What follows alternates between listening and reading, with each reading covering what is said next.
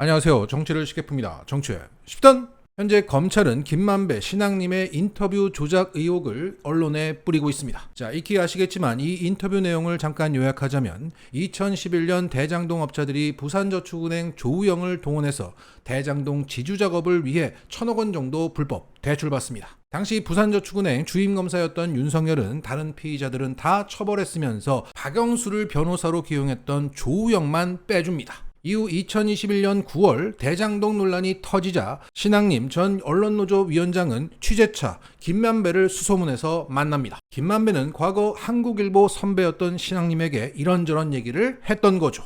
대장동 일당들은 윤석열이 다 봐줄 거야, 그냥 커피 한잔하고 와 라고 했고, 실제 검찰 조사 받으러 갔던 조우영에게 윤석열은 너가 조우영이냐 라고 말하더니 커피를 타주며 그냥 돌려보냈다는 겁니다. 이 2011년 무용담을 신앙님 위원장이 당시 녹취를 했고, 그것을 2022년 3월 6일 대선을 3일 앞두고 뉴스타파가 보도를 합니다. 그런데 이 인터뷰는 김만배가 이재명에서 윤석열로 논란의 방향을 틀기 위해 계획하에 진행한 것이고, 신앙님은 김만배의 뇌물을 받고 그 대가로 이것을 터뜨렸다라고 현재 검찰발 주장을 받아쓴 언론들이 대대적으로 보도하고 있는 상황입니다.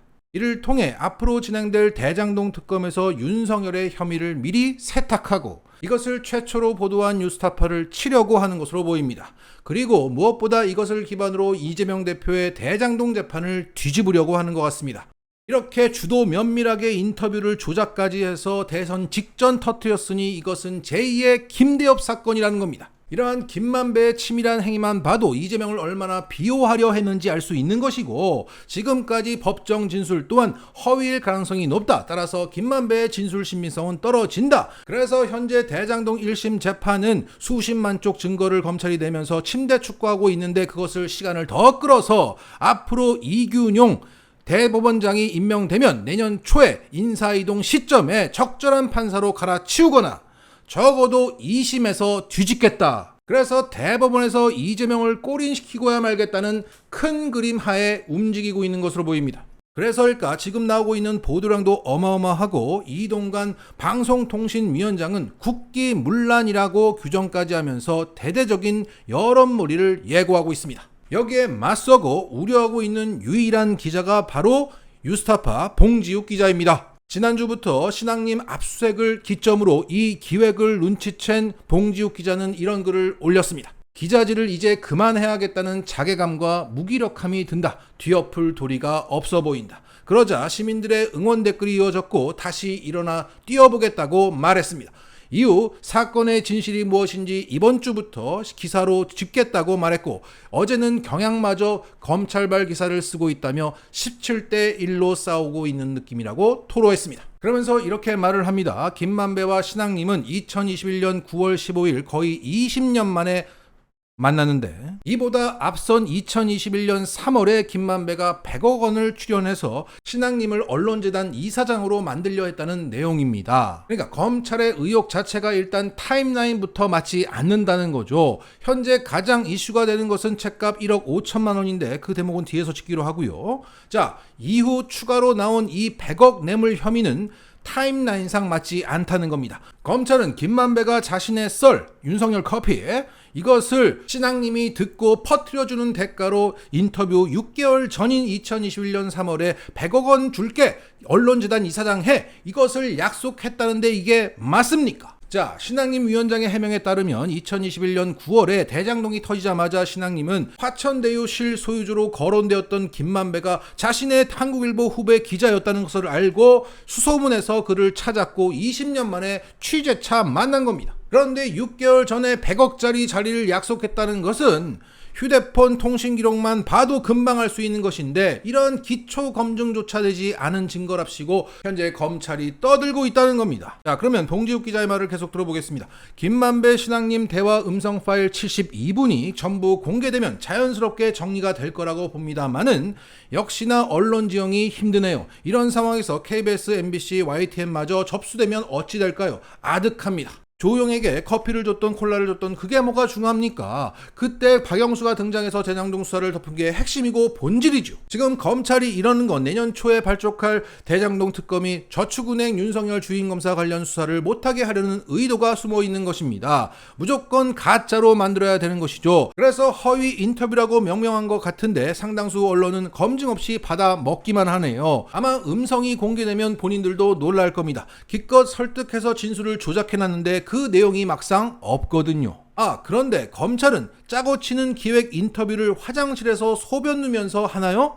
보니까 둘이 쉬하는 소리도 조금 들리던데요. 그러니까 내가 그 김만배 신앙님 녹음 파일 전체를 들어봤어요. 그런데 그게 공개되고 나면 지금의 검찰발 의혹 제기는 신빙성이 떨어진다는 것을 금방 알 수 있거든요. 이게 김만배의 기획 인터뷰라면 소변 누면서 하겠습니까? 라고 반박하고 있는 겁니다. 그러면서 지금 쏟아지고 있는 검찰발 보도들을 가짜 뉴스라고 규정하면서 그것의 특징은 뭐뭐라고 한다, 뭐뭐라는 것이다, 뭐뭐라고 알려졌다, 전해졌다, 추정된다는 대목이 있다. 그것이 초간단 가짜뉴스 구별법이다 라는 글을 올리면서 봉지욱 기자는 고군분투하고 있습니다. 자, 100번 양보해서 이 녹취 파일이 김만배의 기획하에 벌어진 조작된 것이라고 할지라도 2011년 윤석열이 조영을 봐줬고 그로 인해서 대장동 업자들이 초기 지주 작업을 할 수 있었다. 그때 잡아넣었으면 대장동 사건은 없었다.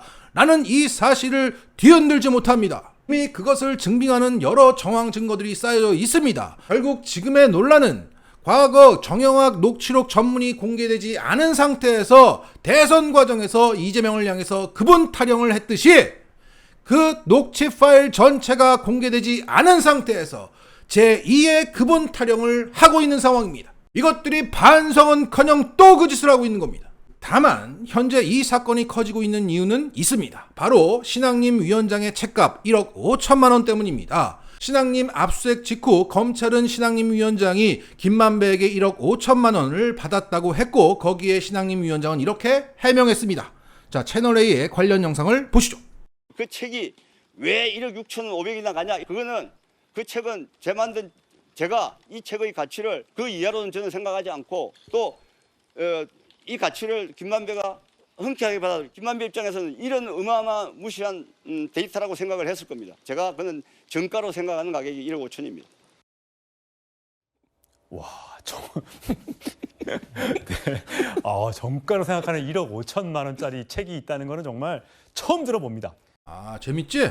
그래. 자, 신앙님 위원장은 그 인터뷰 직후에 김만배가 자신의 근황을 물어왔고 나는 최근에 대한민국을 지배하는 혼맥 지도라는 책을 완성했다라고 얘기하자 그걸 권당 5천만 원씩 주고 김만배가 사갔다고 말했습니다. 이것을 두고 언론들은 채널A처럼 이게 무슨 고소도 아니고 도저히 상식적이지 않다 조롱하고 있습니다. 여기에 김만배로부터 돈을 받은 한겨레는 침묵하고 있고 경향신문도 검찰을 따라가고 있고 미디어스 김민아 기자? 진보 컨셉을 가지고 있는 이 언론인조차도 이 사건을 흐린 눈으로 바라보면서 함께 조리돌림하고 있습니다. 그런데 이 책은 일반 시중에서 접할 수 있는 일반 책이 아니라 개인 제본 도서입니다. 국내 언론과 재벌가, 정치권의 혼맥도가 나와 있고 이것은 우리나라 기득권층의 부정부패의 근간이 된다는 내용이 담긴 책입니다. 이것을 기반으로 2016년 7월 미디어오늘 신앙님 대표는 미디어오늘 독자에게 무료 초대를 하고 일반인에게는 3만 원을 받고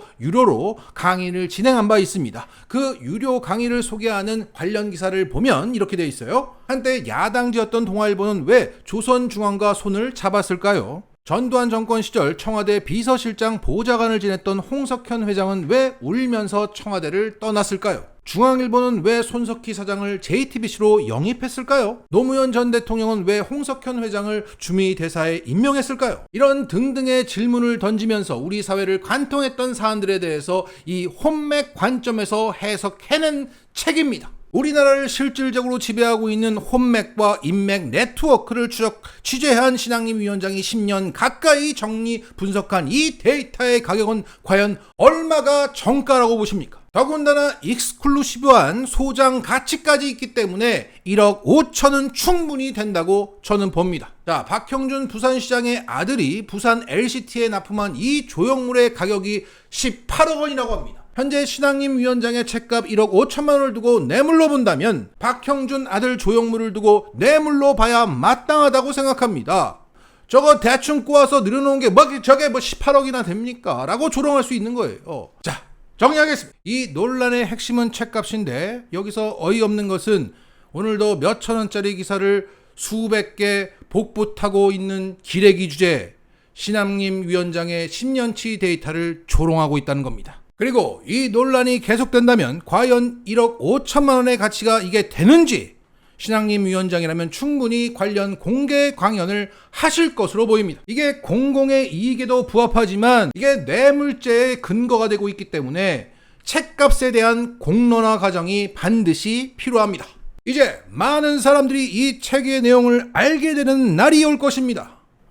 너희들은 잘못 건드린 거야. 역풍은 불 것이다. 마치겠습니다.